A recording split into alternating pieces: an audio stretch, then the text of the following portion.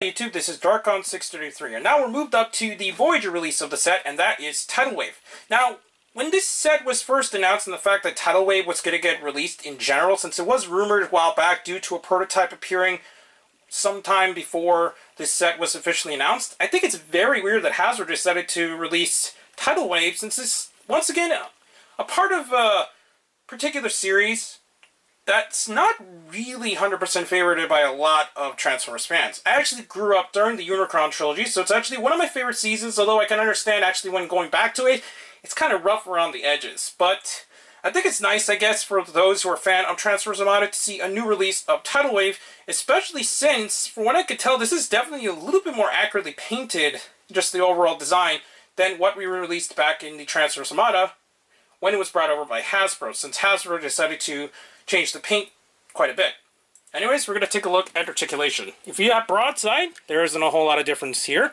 He does maintain a new head, obviously, but he can swivel left and right, and it does maintain the same ball joint, but it's probably easier to just move the pieces so that you can actually articulate it. Otherwise, it does hinder movement.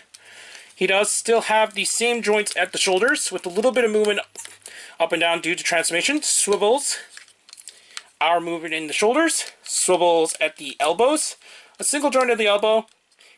Wrists can pivot due to transformation. He has no waist joint, but he has ball joints in the hips, swivels at the thighs,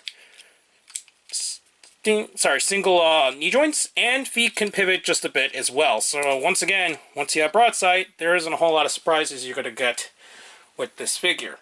Now we're going to take out his Titan Master. For what I could tell, once again, I don't think they named the Titan Masters in this set, but it could be wrong. Here is his Titan Master on his own, so I guess that's pretty cool, although it's a little bland. It's got a lot more paint on the actual face itself than anything else, but it's nice that it is included. Now, we'll move on to the transformation, and those who have Broadside, it's exactly the same.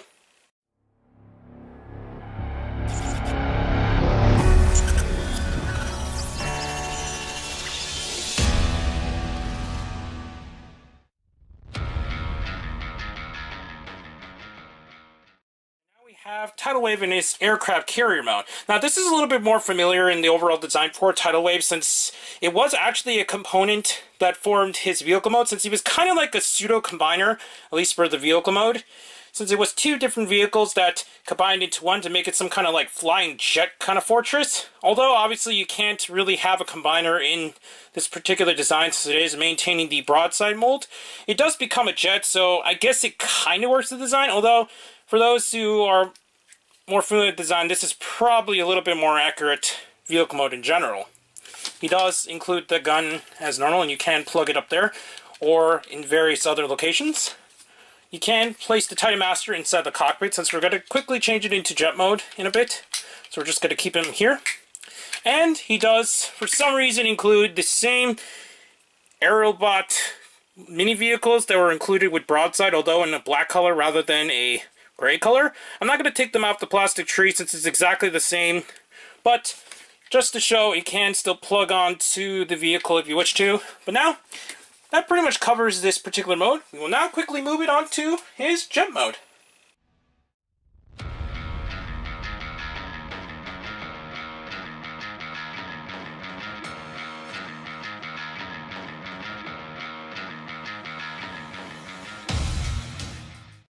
Tidal Wave in his jet mode. Unfortunately, it still maintains the very lackluster jet mode of Broadside. In the overall design, it's exactly the same as we've seen of Broadside outside of the paint. He does have the same openable cockpit. He doesn't have any landing wheels, and the wings can kind of move up and down as normal, but the overall design of this jet mode is very lackluster, and I think it looks kind of worse for Tidal Wave, since even though it's okay that he is a triple changer and it kind of works with the design, this is definitely not a mode that the particular character even had in the first place. So, I don't know, it just doesn't really work too well for me. In conclusion, I think Tidal Wave is the weakest of the set. You're not going to get a whole lot out of this figure if you didn't really like the Broadside toy. In fact, if you actually did not like the Broadside toy, then you might actually like this less, since, in my opinion, the jet mode just doesn't really work for this particular character, although I guess it kind of works due to the fact that he was some kind of flying vehicle in the original Armada series. So, overall, this is definitely not the figure to get for the set 4, But it's still nice that I guess it was included, and it's just something that they tacked on in order to make one figure in each scale in this particular set. So anyways, please kindly subscribe and check out Hero Club and Hirotaku. Also check my Twitter to Jarcon633, and don't forget to check down the other channels down below. Please check the little bell at the bottom of the screen in order to see my content go up as soon as possible, and we'll be back with the final figure of the set. But for now, I'll be seeing you later, YouTube. Bye.